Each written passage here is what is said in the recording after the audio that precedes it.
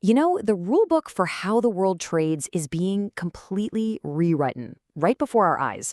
For decades, it felt like we had one system, but that's all changing and fast. New, powerful alliances are taking shape. And today, we're going to dive into one of the biggest moves in this new game, a truly landmark deal that could change how entire continents do business with each other. But that brings up a really big question, doesn't it? Why now? What is going on that's causing this huge global shift away from the old way of doing things and pushing everyone toward this new web of partnerships? Well, that's exactly what we're going to unpack. So here's our roadmap. First, we're going to look at what I'm calling a world of trade walls to really see what's causing all this disruption. Then we'll see how nations are forging new connections to get around those walls. The heart of our story will be the EU-India landmark deal. After that, we'll go inside the agreement to check out the details, and finally, we'll ask the big question, is this a new blueprint for trade for the future? To really get why this new deal is such a big deal, we have to first understand the world it was born into. And that's a world that's increasingly being defined by economic walls, a trend you might have heard of called protectionism. So what are these walls made of? Well, the main building block is something called a tariff. The idea is actually pretty simple. A government just adds a tax onto goods that are imported from other countries. This makes those foreign products more expensive, which, in theory, encourages people to buy stuff made at home instead. And believe me, this isn't just some dry economic concept from a textbook. In the real world, this has become a huge deal in international relations.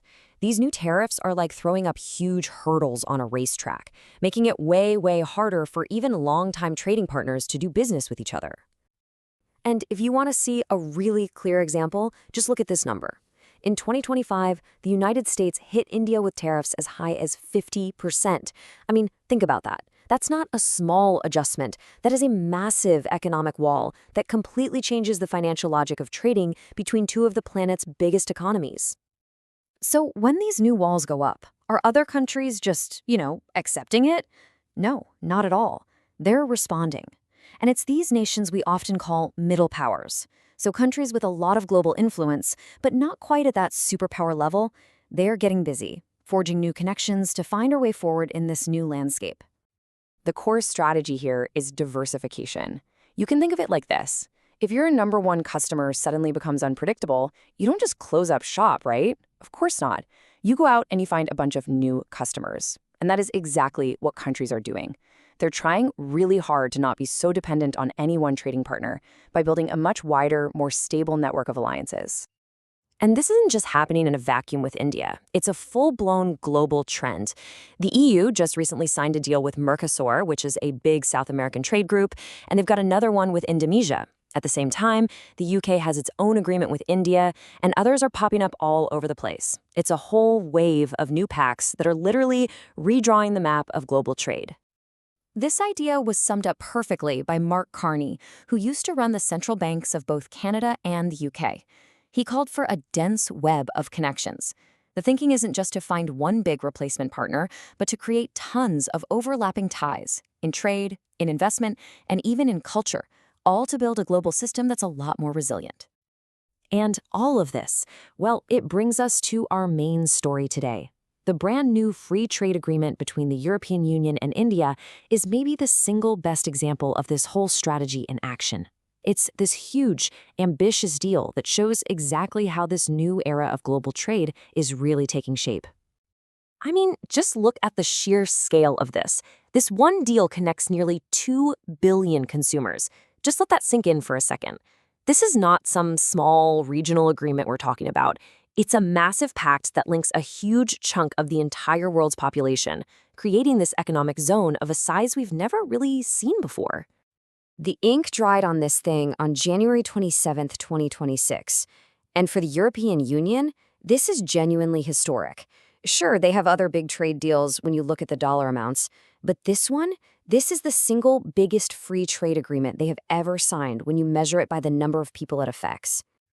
Okay, so we've established it's big, it's historic, but what does it actually do? What's going to change for the businesses and for people buying things? Let's dive into the specifics.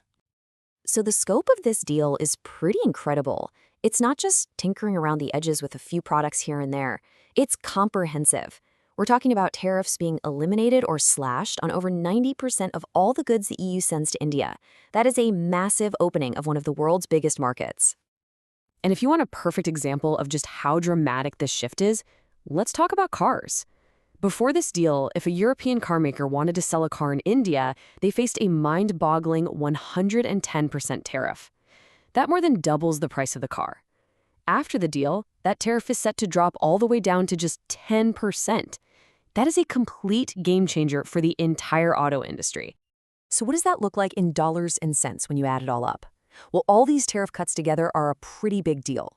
The EU figures the agreement will create annual savings of about $4.8 billion. And that's money that can be put back into the economy, used to lower prices or to create new jobs. And I want to be really clear, this is absolutely a two-way street. This is not just about European stuff going to India. Some really key Indian industries are set to get a huge boost from having better access to the massive EU market. We're talking about major sectors like textiles, jewelry, and leather, and also high-tech industries like machinery, chemicals, and pharmaceuticals. Now, this chart is really interesting because it tells two stories at once. That first bar shows that the trade between the EU and India is already strong, right? $136 billion. But then look at that second, much smaller bar. It shows that India still only accounts for about 2% of all the EU's trade. What that tiny bar really represents is a huge opportunity for growth. In fact, officials in Europe think their exports to India could actually double because of this deal. All right, so let's zoom out one last time. What does this all mean for the bigger picture? Is this EU-India deal just a one-off thing, or could this be a new blueprint for how global commerce works in the future? Well, if you look at it from India's perspective, the goal is pretty clear. Prime Minister Narendra Modi said this deal is all about strengthening confidence. It sends this really powerful message to the rest of the world that India is open for business, that it's a stable and reliable partner, and that's absolutely crucial if you want to attract serious long-term investment. But really, when you boil it all down, it all comes back to this one key idea: building resilience. These new agreements are all about creating global supply chains, the networks that get things from a factory all the way to your front door, that aren't so dangerously dependent on the politics of any single country. It's really about finding some stability in what feels like a pretty unstable world. And that leaves us with one final thought to chew on. We're seeing this real split in strategy on the world stage right now. While some of the biggest economic giants are focused on building walls, a whole network of other nations is busy building bridges. And the big question for the future is, which strategy is going to win out? Which one will lead to more prosperity and more stability in the long run?